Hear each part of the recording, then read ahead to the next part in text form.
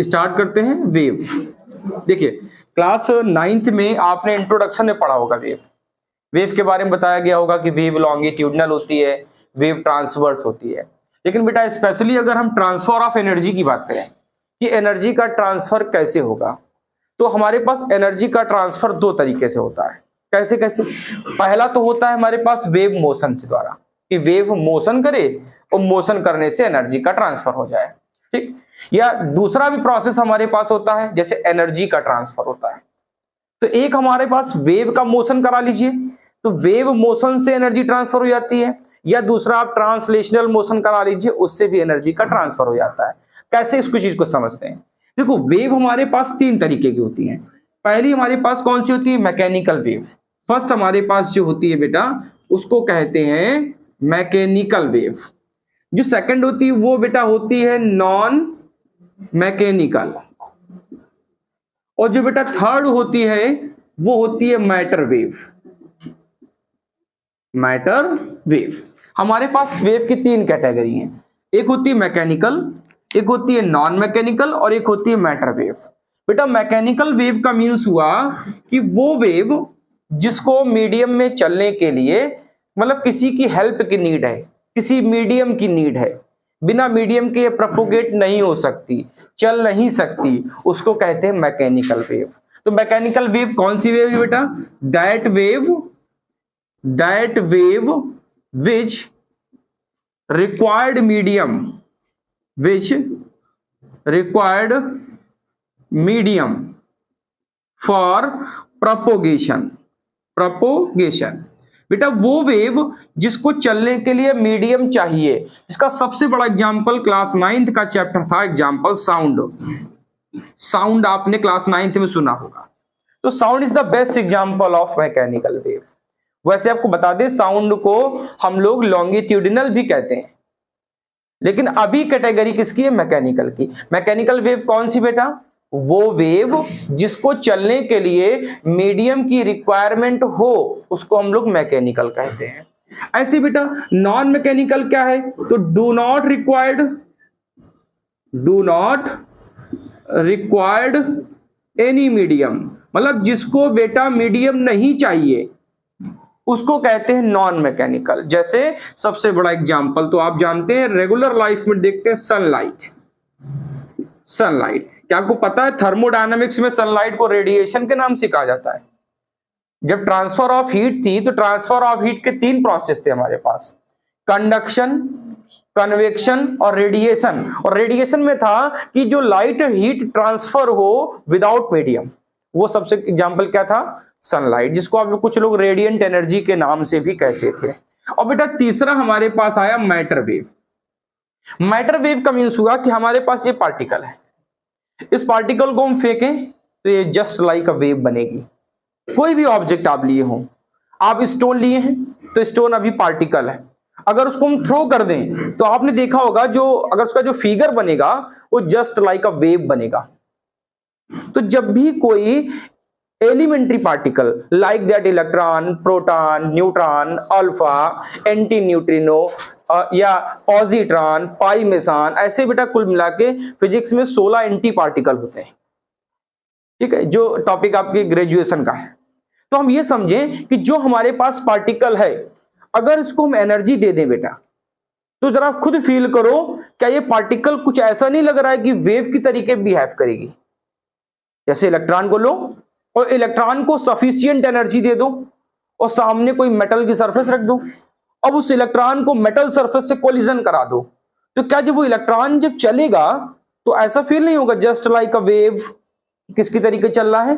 Wave की तरीके। मतलब जो भी पार्टिकल जब मोशन करता है तो it behave like a wave. वो किसकी तरीके बिहेव करता है? वेव। और उसी को बेटा मैटर वेव कहते हैं, उसी को मैटर वेव। एग्जांपल समझ लीजिए, मार्कर है आपके पास, इस मार्कर को आप फेंक दें तो आप कुछ सरफेस को जब देखेंगे, उसकी गौर करेंगे तो ऐसा लगेगा पीछे से कुछ वेव का स्ट्रक्चर बनाते हुए आ रहा है, तो उसको कहते हैं मैटर वेव। तो मैटर वेव क्या बना बेटा?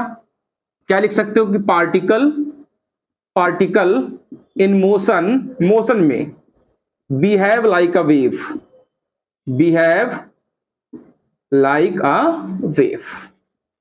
ठीक। एग्जाम्पल में सबसे एग्जाम्पल केमिस्ट्री में आपने सुना होगा, सबसे अच्छा एग्जाम्पल इसका डी ब्रोगली वेव। केमिस्ट्री में सुना होगा शायद, मॉडर्न केमिस्ट्री में जब एटॉमिक स्ट्रक्चर पढ़ाया जाता है तो एटॉमिक स्ट्रक्चर में टॉपिक आता है डी ब्रोगली वेव। ठीक, डी ब्रोगली वेव। तो हमारे पास 3 वेव हो गई बेटा, एक mechanical, non mechanical and matter wave. Mechanical का मींस कि without any medium it can't be travel. अगर मीडियम आपने नहीं दिया तो चल नहीं पाएगा। जैसे साउंड वैक्यूम में नहीं चलता, साउंड वैक्यूम में नहीं चलता। कहा जाता है कि मून में अगर होम थिएटर भी बज रहा हो तो पड़ोसी को सुनाई नहीं देता। क्यों? क्योंकि वहां पर क्या नहीं है, एटमॉस्फेयर नहीं है, dust molecule, smoke molecules, air molecules. जब तक मॉलिक्यूल्स नहीं होंगे सराउंडिंग बनेगी नहीं। तो कोलिजन कैसे होगा? जब हम बोल रहे हैं वो क्या करता है, जाके मॉलिक्यूल से कोलिजन करता है, रिफ्लेक्शन करता है, रिफ्रैक्शन करता है, फिर आपके पास तक जाती है।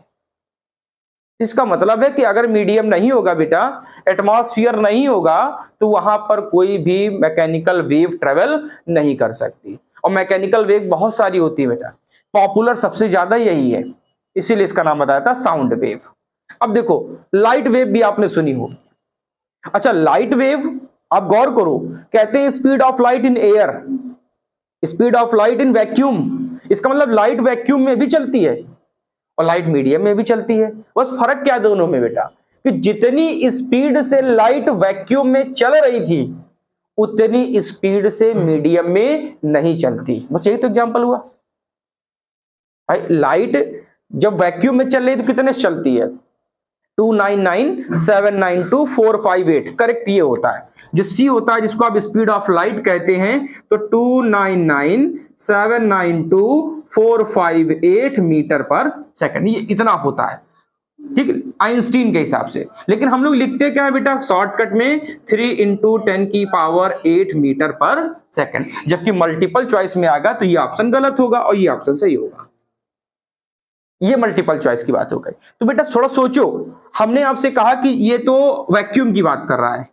मैं आपसे कहता कि मान लो यहां पर हमारे पास सरफेस चेंज हो गई, और चेंज हो गई तो तब स्पीड बताओ। तो क्या क्लास 10th में एक चैप्टर था रिफ्लेक्शन, पहला ही चैप्टर था, रिफ्लेक्शन एंड रिफ्रैक्शन लाइट के नाम से। क्या आपको पता है वहां पर स्नेल्स लॉ पढ़ाया गया होगा, N = sin I / sin R। बेटा एक वहां फॉर्मूला आपको बताया गया होगा रिफ्रैक्टिव इंडेक्स का, और रिफ्रैक्टिव इंडेक्स होता है N = C/V। मैं आपको थोड़ी हिंट्स देता हूं, बाकी डिस्कशन बाद में जब आएगा तब करेंगे। N क्या है? Refractive index. C क्या है? Speed of light in air. और V क्या है? Speed of light in medium. अच्छा थोड़ा कॉमन सेंस लगाओ, हम एयर में हैं। एयर क्या आपको पता है सबसे कम विस्कस होता है? विस्कोसिटी पढ़ा होगा, एयर सबसे कम विस्कस होता है। एयर सबसे कम विस्कस है, हम बहुत तेज चलते हैं उस एयर में। वाटर में आ जाओ, वाटर एयर से ज्यादा विस्कस है। तो क्या हम ऐसा नहीं कह सकते कि वाटर का रिफ्रैक्टिव इंडेक्स एयर से ज्यादा होता है? मेरी बात को ध्यान सुनना, मैं आपको पूरी बात बताता हूं।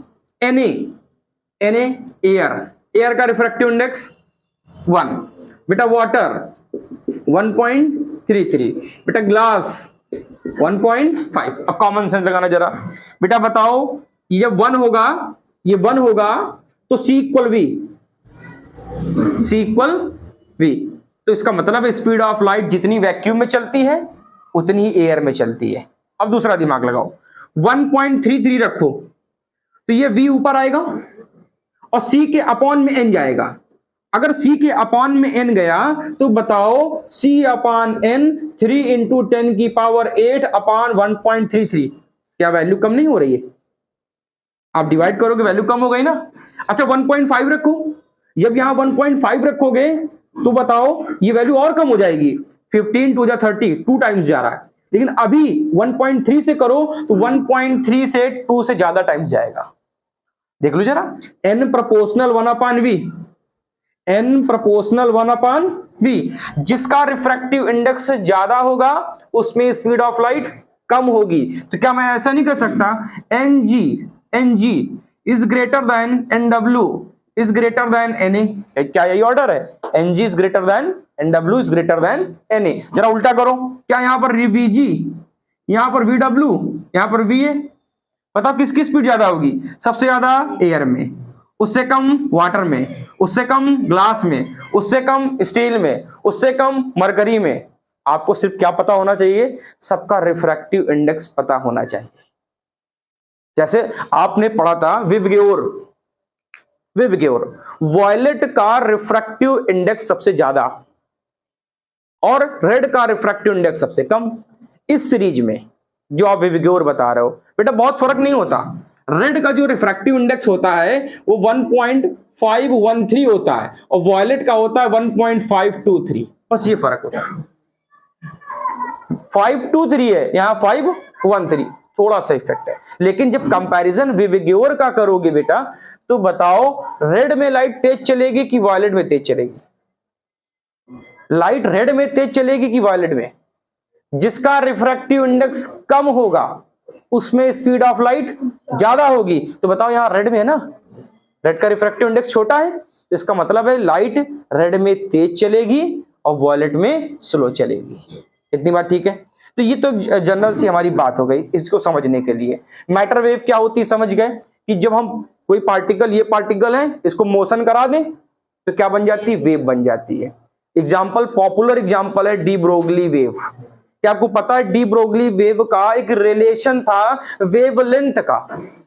आपने पढ़ा होगा lambda equal h/p, lambda equal h/p, जहां पर h क्या है? h प्लांक कांस्टेंट है। h क्या है? Planck constant. और p क्या है? मोमेंटम। और मोमेंटम क्या याद है? मास इनटू वेलोसिटी होता है। मोमेंटम मास इनटू वेलोसिटी होता है। तो मैकेनिकल वेव बेटा वो वेव होती है जिसको चलने के लिए क्या चाहिए? मीडियम चाहिए। बिना मीडियम के ट्रेवल नहीं कर सकती। एक सबसे अच्छा एग्जांपल साउंड वेव होती तो और भी है, जैसे साउंड वेव के अलावा लाइट वेव भी होती है। लाइट वेव की बेटा दोनों कैटेगरी होती हैं, उसको मीडियम चाहिए भी और नहीं भी चाहिए, ये अकॉर्डिंग टू सिचुएशन चलती हैं। ठीक, नॉन मैकेनिकल, इसको मीडियम नहीं चाहिए। इसका सबसे पॉपुलर नाम है बेटा EMW, इलेक्ट्रोमैग्नेटिक वेव। सबसे पॉपुलर नेम से जानी जाती है इलेक्ट्रोमैग्नेटिक वेव के नाम से। और बेटा मैटर वेव कौन है? जब पार्टिकल मोशन करे तो वो क्या बन जाती है? वेव। उसी को क्या कहते हैं? Matter wave. उसी को बोलते हैं मैटर वेव। इतनी बात कंफर्म? पहले इतना नोट कर लो। चलिए देखिए, तो फर्स्ट टॉपिक आया कि आपने पढ़ा कि वेव की पहली कैटेगरी है आपके पास मैकेनिकल वेव। बहुत ज्यादा इसकी बात नहीं करेंगे क्योंकि बेटा ये टॉपिक पहले से आपने सुना होगा। तो मैकेनिकल वेव देखो बेटा, मैकेनिकल वेव के आपको पता चल गया कि वो वेव जिसको प्रोपोगेट होने के लिए मीडियम चाहिए उसको हम कहते हैं मैकेनिकल। ठीक, इसको चलने के लिए मीडियम चाहिए, मतलब बिना मीडियम के वो ट्रेवल नहीं कर सकती, वो होता है मैकेनिकल। बेटा मैकेनिकल की दो कैटेगरी है आपके पास, एक होती है ट्रांसवर्स, एक होती है ट्रांसवर्स और सेकंड होती है बेटा लॉन्गिट्यूडिनल। जब जनरली लोगों से पूछा जाता है कि वेव के टाइप बताओ तो लोग इन्हीं दोनों का नाम बताते हैं, ट्रांसवर्स और लॉन्गिट्यूडिनल। ये वेव के टाइप नहीं है, ये मैकेनिकल वेव के टाइप है, ट्रांसवर्स और लॉन्गिट्यूडिनल। अब थोड़ा दिमाग लगाना बेटा, ट्रांसवर्स क्या होता है?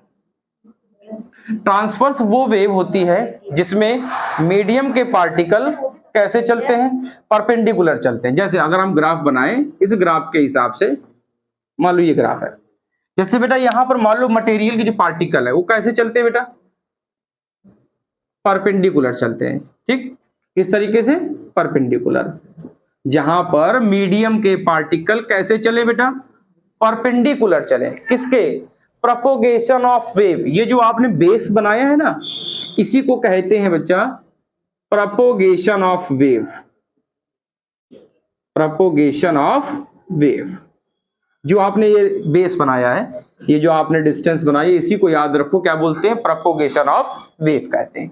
अब देखो, जो मीडियम के पार्टिकल है, जैसे ये पार्टिकल है आपके पास, ये कुछ इस तरीके से ट्रेवल करेगा, ये पार्टिकल कुछ इस तरीके से, इधर का पार्टिकल कुछ ऐसे, ये बेटा ऐसे, ये पूरे में क्या करते हैं बेटा? ऐसे ही ट्रेवल करते हैं। क्या आपको ऐसा ही लग रहा है कि इसको हम बेटा ऑसिलेटरी मोशन कहते हैं? क्या इस टॉपिक को याद आया? एक मीन पोजीशन से आगे पीछे, उसको क्या बोलते हो?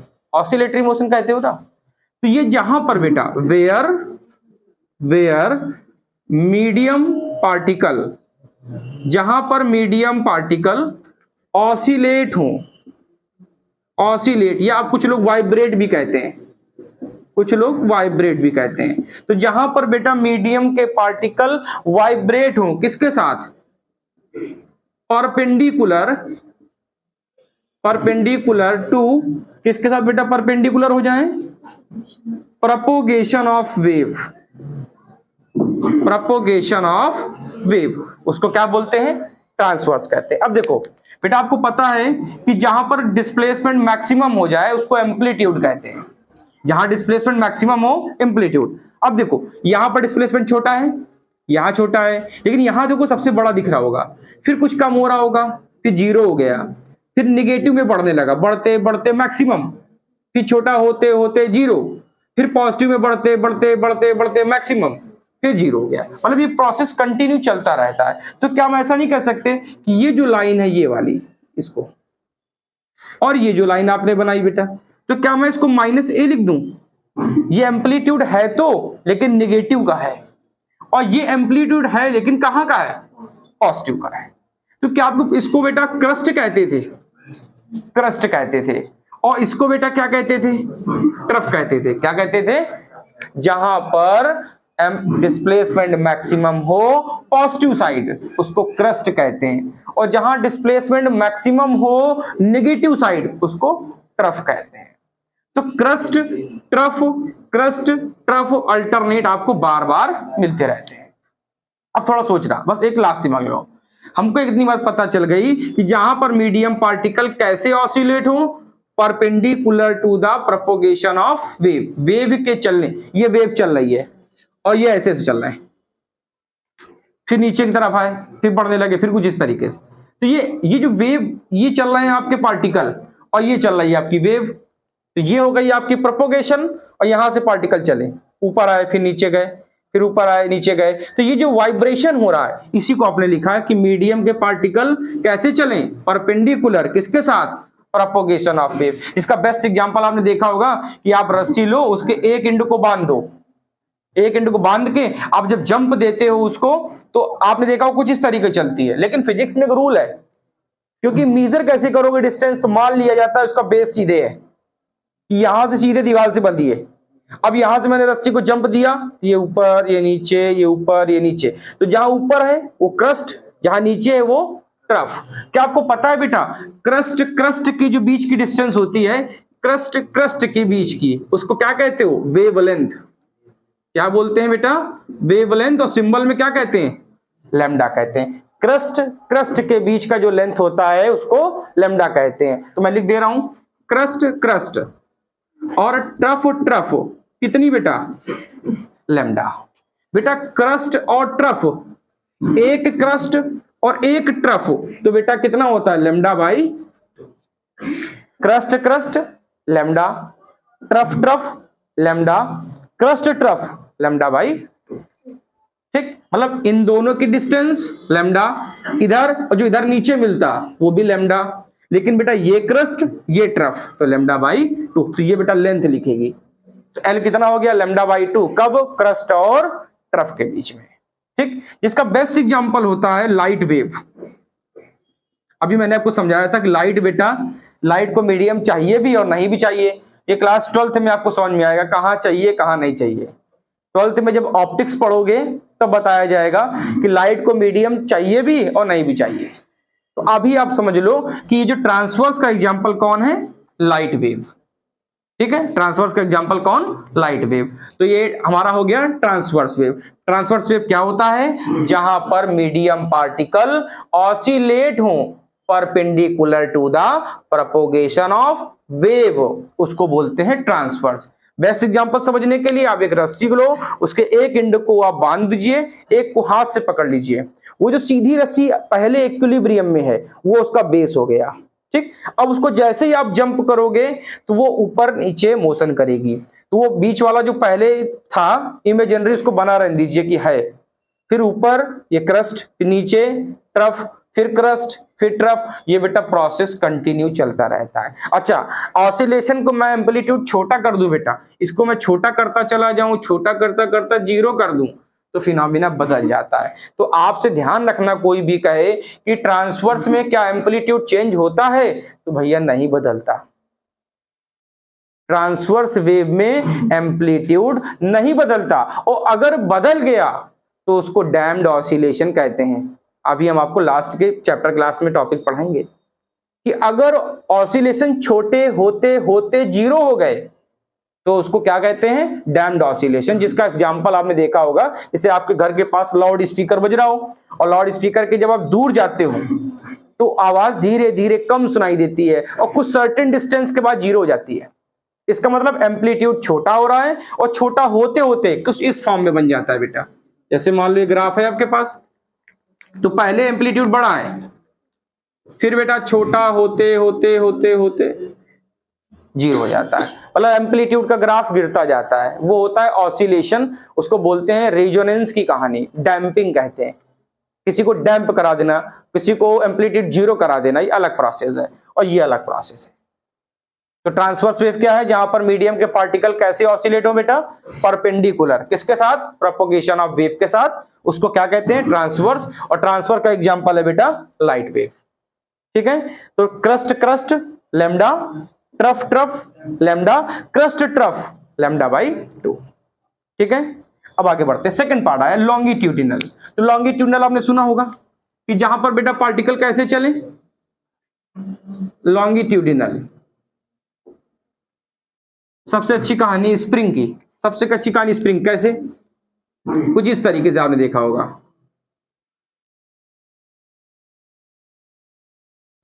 ठीक, जहां जहां पास पास है बहुत, इसको क्या कहते हैं, कंप्रेशन, और जहां दूर दूर है उसे क्या कहते हैं, रेयरफैक्शन। जहां पास पास है उसे बेटा कंप्रेशन, और जहां बेटा दूर दूर है उसे क्या कहते हैं, रेयरफैक्शन, उसको रेयरफैक्शन। कोई कहे कंप्रेशन, कंप्रेशन की डिस्टेंस, तो आप क्या कहोगे, लैम्डा। कोई कहे रेयरफैक्शन, रेयरफैक्शन, क्या कहोगे, लैम्डा। कोई कहे कंप्रेशन और रेयरफैक्शन, तो क्या कहोगे, लैम्डा बाई 2। मैं 2 कंप्रेशन कहूं तो लैम्डा बताना, 2 रेयरफैक्शन कहूं तब भी लैम्डा होगा, 1 कंप्रेशन कहूं 1 रेयरफैक्शन कहूं तो लैम्डा बाई 2। अच्छा, डेफिनेशन क्या बनी, कुछ ऐसा नहीं लग रहा है कि वेव, कुछ ऐसा लग रहा होगा आपको कि वेव भी इधर ही जा रही है, ये देखो, और पार्टिकल भी इधर ही जा रहे हैं, वेव के साथ साथ पार्टिकल चल रहे हैं। तो डेफिनेशन क्या बनी, क्या लिखोगे, medium particle vibrate in direction of propagation of wave. जहां पर बेटा मीडियम के पार्टिकल साथ साथ चले, वो होता है हमारा क्या, लॉन्गिट्यूडनल। और लॉन्गिट्यूडनल का एग्जांपल साउंड वेव, लॉन्गिट्यूडनल का एग्जांपल साउंड वेव। आपने एक चीज फील की होगी ना, कि जैसे कहीं पर लाउड स्पीकर बज रहा हो, आप रूम बंद कर लेते हो तो आवाज कम हो जाती है। रूम बंद करते आवाज क्यों कम हो जाती है, क्योंकि जो लॉन्गिट्यूडनल होती है वो सीधे चलती है। तो सीधे मीडियम अगर बाउंडेड है, बंद कर दिया आपने, तो मीडियम से रिफ्रैक्ट हो जाती है, वापस हो जाती है, इसलिए साउंड की आवाज कम हो जाती है।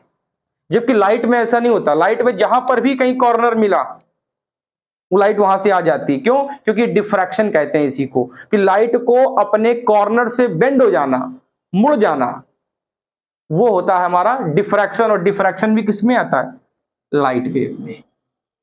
ठीक, तो 2 टाइप के हमारे बेटा मैकेनिकल होते हैं, एक होता है ट्रांसवर्स और दूसरा होता है longitudinal.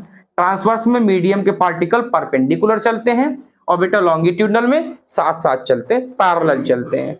Crust crust lambda, trough trough lambda, crust trough lambda by 2।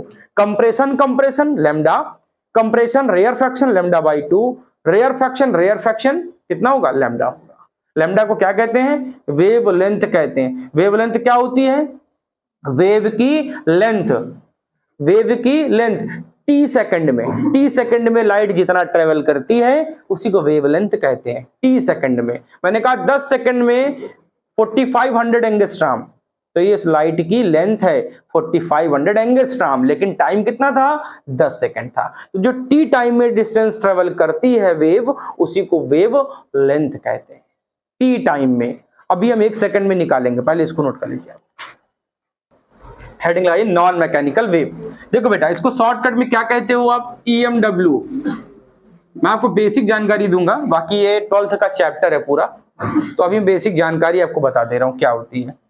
देखो इसका मतलब इलेक्ट्रोमैग्नेटिक वेव, मतलब इलेक्ट्रिक वेव भी है, मैग्नेटिक वेव भी है और नॉर्मल वेव भी है। कैसे? मान लो हमारे पास ये बेटा एक सरफेस है, इसको क्या कहते हो, प्रोपोगेशन ऑफ वेव। ठीक बेटा, ये हमारे पास जो वाई एक्सिस में कंपोनेंट है उसको कहते हैं इलेक्ट्रिक फील्ड, उसको इलेक्ट्रिक फील्ड कहते हैं। इसको क्या कहते हैं, प्रोपोगेशन ऑफ वेव। ठीक, ये कौन सी एक्सिस है बेटा, एक्स एक्सिस। ये कौन सी एक्सिस, वाई एक्सिस। और ये बेटा जेड एक्सिस। तो जेड एक्सिस में होते हैं बेटा कौन से कंपोनेंट, मैग्नेटिक के, किसके, मैग्नेटिक के। और वाई एक्सिस में कौन होता है, इलेक्ट्रिक के।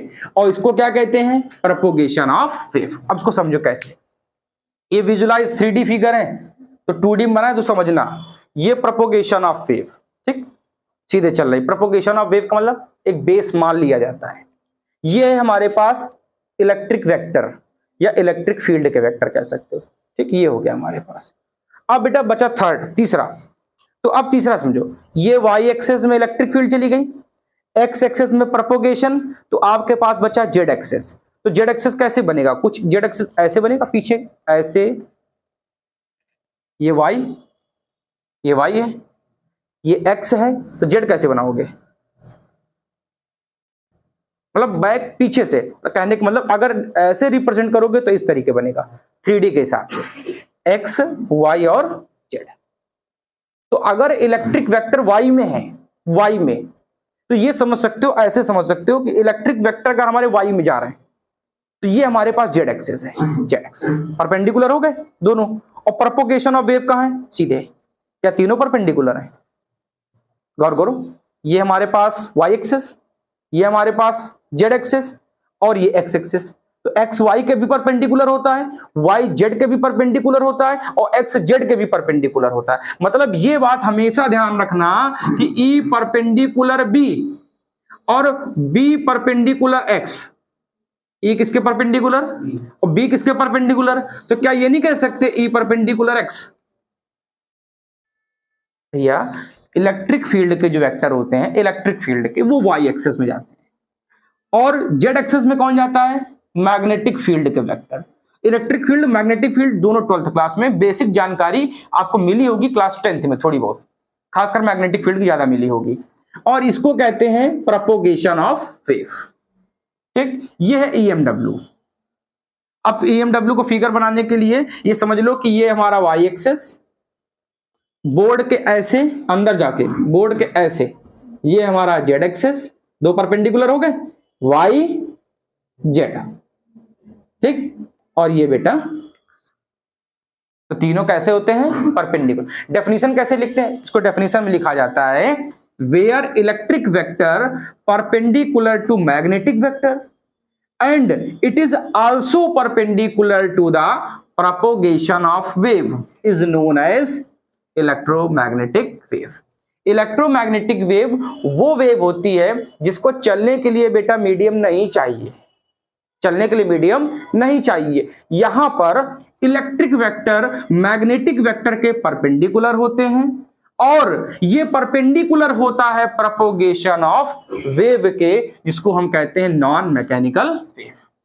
बाकी इंट्रोडक्शन बाद में। डायरेक्शन निकालने का मैं तरीका बता दे रहा हूं, ई क्रॉस बी होता है, अभी आप हो सकता है ना समझ पाओ, ई क्रॉस बी होता है। मैं थोड़ी हिंट्स और दे दूं, अगर बेटा ई हमारा किसमें, वाई एक्सिस में, क्या आपको याद है कि वाई का यूनिट वेक्टर जे होता है, वाई का यूनिट वेक्टर जे, वेक्टर एनालिसिस। और बी कहां है, जेड में, जेड का यूनिट वेक्टर के होता है, क्या आपको याद है, आई कैप जे कैप के कैप। आई क्रॉस जे करो के मिलता है, जे क्रॉस के मिलो आई मिलता है, के क्रॉस आई करो, जे मिलता है। जरा क्या लिखा है, जे क्रॉस के, जे क्रॉस के, जे क्रॉस के करोगे तो क्या मिलेगा, ओ आई को एक्स एक्सेस कहते हैं, आई को देखो लिखा है कि नहीं, आई को एक्स एक्सेस कहते हैं। ये बेटा तरीका डायरेक्शन निकालने का, ठीक है, बाकी बात। अच्छा, इलेक्ट्रोमैग्नेटिक वेव के बेटा बहुत सारे नाम है, क्योंकि नामों की सीरीज है, तो आप याद करने को कर सकते हो। जैसे रेडियो याद करने के लिए याद कर लेते हैं कुछ लोग, कैसे, रेडियो मिर्ची, I love you ex girlfriend. हाँ, ये लोगों को याद रहता है क्योंकि गर्लफ्रेंड का नाम लगा ना उसमें, इसलिए। तो रेडियो मिर्ची, I love you ex girlfriend. तो बेटा आर से रेडियो वेव, एम से माइक्रोवेव, आई से इंफ्रारेड, एल से लाइट, विजिबल लाइट, इसको विबग्योर कहते हो, यू से अल्ट्रावायलेट, एक्स से एक्सरे और जी से गामा रे। तो ये होती है बेटा इलेक्ट्रोमैग्नेटिक वेव, आप याद कर सकते हो ना, radio wave, microwave, infrared, visible light या लाइट कह सकते हो, अल्ट्रावायलेट, एक्सरे, गामा रे। सबसे बड़ी वेवलेंथ होती है रेडियो की, सबसे बड़ी, और सबसे छोटी गामा। तो ऑर्डर देखो, अगर मैं आपसे कहता कि वेवलेंथ बताओ तो ऐसे एरो बना दो, यहां से बढ़ रही है, इसकी सबसे छोटी और सबसे बड़ी रेडियो की। अच्छा, फ्रीक्वेंसी कहूं तो क्या आपको पता है फ्रीक्वेंसी और वेवलेंथ जस्ट अपोजिट होते हैं, कैसे, F equal C by lambda से, एफ इक्वल सी बाई, जिसकी वेवलेंथ छोटी उसकी फ्रीक्वेंसी बड़ी, तो वेवलेंथ सबसे बड़ी किसकी, रेडियो की, सबसे बड़ी किसकी, रेडियो की, तो सबसे छोटी फ्रीक्वेंसी किसकी होगी, रेडियो की। तो ऑर्डर बना लो, सबसे बड़ी फ्रीक्वेंसी गामा की, सबसे छोटी रेडियो की, सबसे बड़ी वेवलेंथ रेडियो की, सबसे छोटी वेवलेंथ गामा। आपको एक नंबर का क्वेश्चन क्लास 12th का याद हो गया, यही पूछा जाता है, सबसे बड़ी सबसे छोटी, ऑर्डर बनाओ। तो ऑर्डर में याद करा दिया तुमको, याद लिखो, ठीक है, ऑर्डर याद कर लेना, आर से रेडियो, एम से मिर्ची, I love you ex girlfriend. अब नाम वहां जी से वहां आ जाए तो गामा की जगह गर्लफ्रेंड ना लिख देना, नंबर काट देगा, तो गामा ही लिखना, radio wave, microwave, infrared, light, ultraviolet, X ray, gamma ray. ये है बेटा इलेक्ट्रोमैग्नेटिक वेव, ठीक, नोट कर लो।